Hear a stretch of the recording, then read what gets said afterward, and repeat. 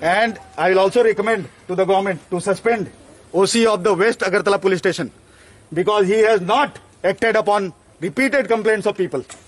And I, as a district magistrate, had to come here.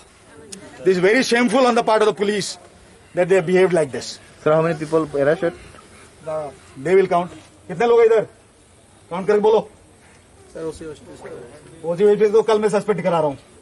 तुम लोग जो काम कर रहे हो ना, अभी काउंट कर बोलो कितने हैं. चलो, वरना तुम भी जाओगे उसके साथ. चलो. नहीं हूँ मैं सर, वो आ रहा है. तुम जो भी हो, काउंट करके बोलो.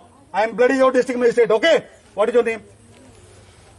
तुम भी जाओगे उसके साथ. तुम लोग साले bloody, you all are hand in gloves with this people.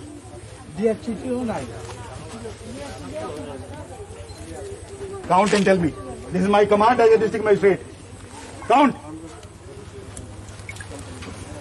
You people have forgotten your bloody police training.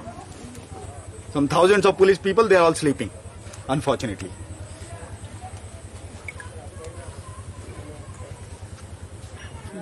You do one thing. You please come here because these buggers are thieves.